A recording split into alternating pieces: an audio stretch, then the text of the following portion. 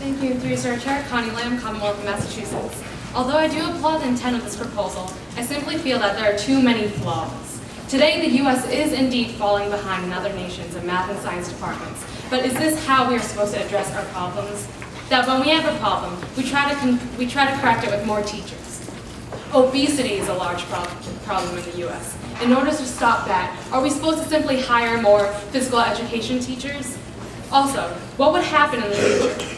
If this proposal is passed, then most likely, as stated in line 58, there will be an increase in the number of teachers teaching in the STEM field. Let's say you want to be a teacher. If given the choice between paying full tuition or getting your money back, I believe that it will result in a surplus of those majoring in the STEM field. Because of this proposal, we will end up with too little teachers in the other fields. When this happens, are we supposed to switch this around completely? Are we supposed to offer cheaper college for those who would major in English and have those who take classes in the STEM fields pay full tuition? Science, technology, engineering, medicine, mathematics are not the only subjects being taught that are important. What about English? What about history? What about economics? What about languages? With this proposal, it seems to be saying that those subjects are not important. It is unfair that if I go to school for 4 years and major in economics, that I have to pay full tuition compared to the person who majors in chemistry and does not have to pay in the end. Today, already 20% of Americans have jobs in the STEM field, and half of those don't even require a bachelor's degree. According to Professor Ingersoll, a professor at the University of Pennsylvania, we do not underproduce math and science teachers.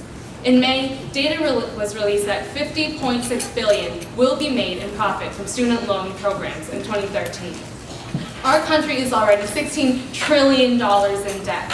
Can we afford to sacrifice that $50.6 billion when half the current jobs in the STEM field don't even require a bachelor's degree? You do not have to major in the STEM field to be able to help your nation. The people in this room are some of the best speakers in the nation. But how are we supposed to speak if we don't have English classes? True, having well-educated teachers is an amazing thing, but they only matter for a certain extent. Having great high school teachers who teach classes in the STEM field will not guarantee that students will choose to take that major in college. One of my favorite teachers always tells me to choose my classes because I genuinely like that topic, not because of the teacher who teaches it. It's only then when you can truly make a difference. Ask yourself this: the teachers who choose to take these who choose to major in these things, are they taking it because? Thank you, Delegate. Your time has elapsed. We now move on to the pro-intent speaker. Excuse me.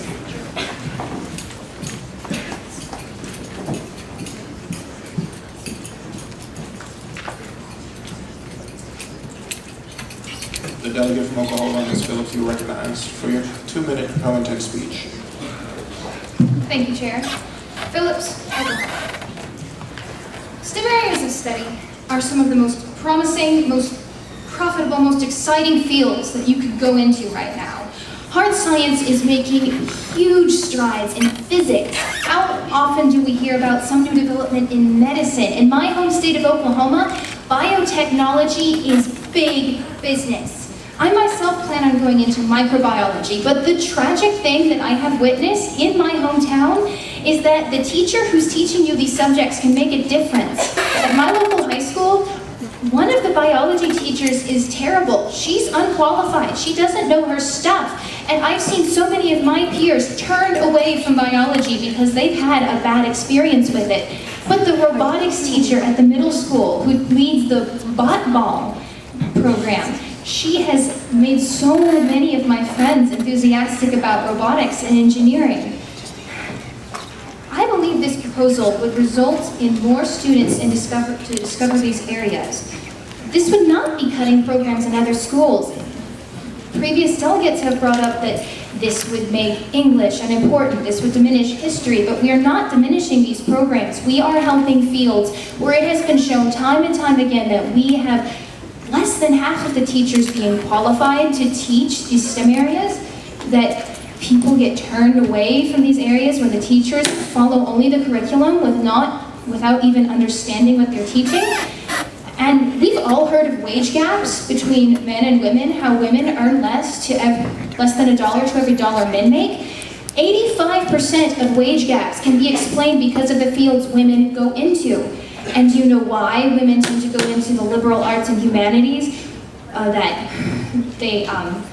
don't make as much money? Because they are frequently pushed to in high school by teachers who do not understand the STEM fields. Thank you, delegates. We now move into general convo debate. Is there a con speaker on the floor? The chair recognizes Abbott of South Carolina.